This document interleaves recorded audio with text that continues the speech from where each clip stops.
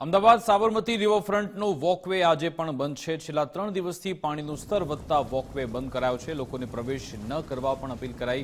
3 દિવસથી ધરોઈ અને સંત સરોવરમાંથી પાણી છોડાઈ રહ્યું છે।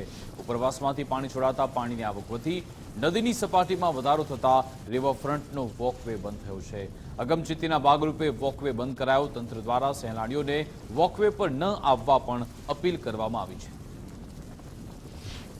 છેલ્લા 2 દિવસ કરતાં પણ વધુ સમયથી ગુજરાતમાં મેઘમહેર જોવા મળી છે। ત્યારે અમદાવાદની વાત કરવામાં આવે તો અમદાવાદમાં પ્રથમ વખત એવું બન્યું હશે કે વરસાદમાં પાણી છોડવાના કારણે સાબરમતી નદીનું જે રૌદ્ર સ્વરૂપ છે તે જોવા મળ્યું છે। ઉત્તર ગુજરાતમાં ભારે વરસાદને પગલે ધરોઈ ડેમમાંથી સાબરમતી નદીમાં સતત 2 દિવસથી પાણી છોડવામાં આવ્યું છે।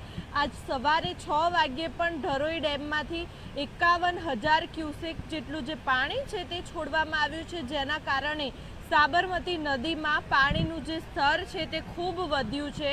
બીજી તરફ સંત સરોવર ડેમમાંથી પણ 94,000 ક્યુસેક જેટલું જે પાણી છે તે છોડવામાં આવ્યું છે અને તેના જ કારણે સાબરમતી નદીનું જે રૌદ્ર સ્વરૂપ છે તે જોવા મળ્યું છે। ખાસ કરીને વાત કરવામાં આવે તો તમામ જે ગામો છે જિલ્લા વિસ્તારના તેને પણ એલર્ટ કરવામાં આવ્યા છે અને સાબરમતી નદીમાં છોડવામાં આવેલા પાણીના કારણે અમદાવાદ શહેરના 19 વિસ્તાર અને જિલ્લાના 133 જેટલા જે ગામો છે તેને એલર્ટ આપવામાં આવ્યું છે। અમદાવાદના સુભાષ બ્રિજ ખાતે વ્હાઇટ સિગ્નલ એલર્ટ આપવામાં આવ્યું છે। અમદાવાદ શહેરના વાડજ, જૂના Vadaj, Dudheshwar, Madhupura, Shahpur, Subhash bridge, Paldi, Ellis bridge, Gyaspur સહિતના જે વિસ્તારો છે 19 વિસ્તારોને એલર્ટ આપવામાં આવ્યું છે। જ્યારે ગ્રામ્ય વિસ્તારની વાત કરીશું તો ધંધુકા, બાવળા, ધોરકા અને સાણંદના 133 તાલુકામાં એલર્ટ આપવામાં આવ્યું છે। પૂર નિયંત્રણ વિભાગના જે મામલતદાર છે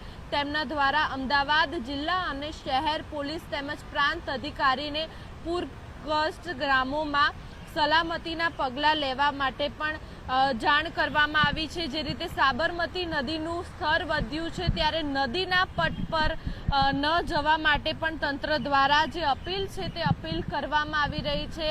છેલ્લા 3 દિવસથી સતત જે રીતે સાબરમતીમાં પાણી છોડવામાં આવ્યું છે ત્યારે સાબરમતીમાં રિવરફ્રન્ટ આગળ પણ પૂરતો જે પોલીસ બંદોબસ્ત છે અને તંત્ર દ્વારા અનેક જેટલા જે અધિકારીઓ છે તે જોવા મળી રહ્યા છે। સાથે જ ફાયર વિભાગની જે ટીમો છે તેને પણ એલર્ટ રાખવામાં આવી છે।